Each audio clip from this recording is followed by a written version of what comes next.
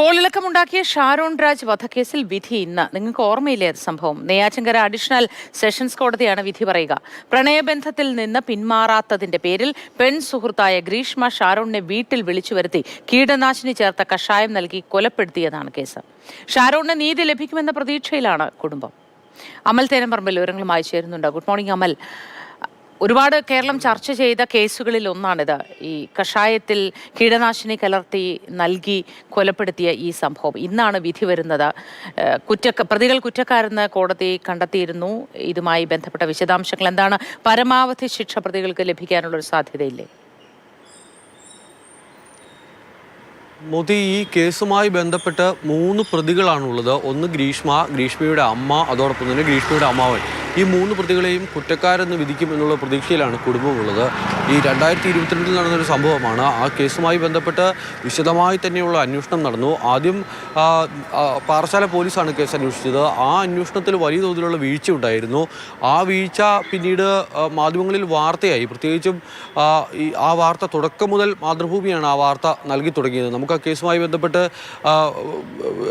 അത് നേരിട്ട് റിപ്പോർട്ട് ചെയ്ത ആൾ എന്നുള്ള നിലയ്ക്ക് കൂടി ആ കേസിൽ ഈ പ്രതിക്കൊരു ശിക്ഷയുണ്ടാകും എന്നൊരു പ്രതീക്ഷ എനിക്കുമുണ്ട്. കാരണം ആ കേസിൻ്റെ തുടക്കത്തിൽ ആദ്യം പാറശാല പോലീസ് കാണിച്ച ഒരു വീഴ്ചയെ തുടർന്ന് ആ കേസങ്ങ് ഇല്ലാതായി പോകും എന്ന് കരുതിയതാണ്. പക്ഷേ അതിനുശേഷം വന്ന ചില ഓഡിയോ സന്ദേശങ്ങൾ, അതോടൊപ്പം തന്നെ ചില ചാറ്റുകൾ, അങ്ങനെയുള്ളവയെല്ലാം പുറത്തേക്ക് വരുമ്പോൾ പിന്നീട് പോലീസിൻ്റെ അന്വേഷണം മറ്റൊരു തലത്തിലേക്ക് മാറുന്നു.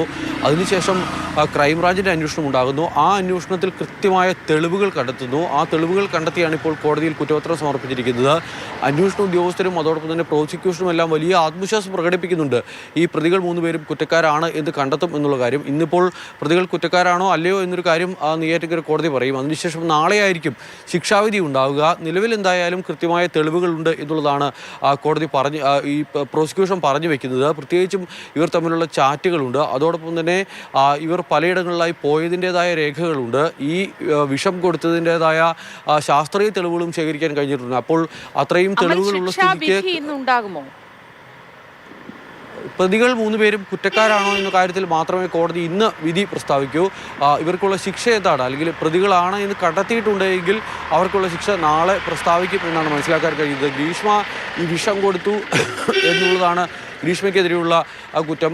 കൃത്യമായ ഗൂഢാലോചന നടത്തി ഷാരോണിനെ കൊലപ്പെടുത്താൻ ശ്രമിച്ചു എന്നുള്ള കുറ്റം ഗ്രീഷ്മയ്ക്കെതിരെ ചുമത്തപ്പെടുമ്പോൾ അതോടൊപ്പം തന്നെ അമ്മാവനും അമ്മയും 2 പേരും ഇതിൻ്റെ ഗൂഢാലോചനയിൽ പ്രതികളാണ്. അതോടൊപ്പം തന്നെ ഈ തെളിവ് നശിപ്പിക്കാനുള്ള കാര്യങ്ങളിലും 2 പേരും പങ്കാളികളായിരുന്നു. അപ്പോൾ ഇവർ കുറ്റക്കാരാണോ എന്നുള്ള കാര്യം ഇതിപ്പോൾ ഈ പുറത്തു വന്ന വിവരങ്ങളും അതോടൊപ്പം തന്നെ മാധ്യമങ്ങളിൽ വാർത്തയായ വിവരങ്ങളും മാത്രമാണ് നമുക്ക് മുന്നിലുള്ളത്. അതിനപ്പുറത്തേക്ക് കൃത്യമായ തെളിവുകളാണ് കോടതിക്ക് വേണ്ടത്. ആ തെളിവുകൾ ഹാജരാക്കാൻ പ്രോസിക്യൂഷന് കഴിഞ്ഞിട്ടുണ്ടോ എന്നുള്ളതിൻ്റെ കാര്യത്തിൽ ഇന്നിപ്പോൾ ഒരു തീരുമാനം ഉണ്ടാകും. 12 മണിയോടെയാണ് നെയ്യാറ്റിൻകര അഡീഷണൽ സെഷൻസ് കോടതി ഈ കേസുമായി ബന്ധപ്പെട്ട വിധി പ്രസ്താവിക്കുക. മോദി. ശരി അമൽ.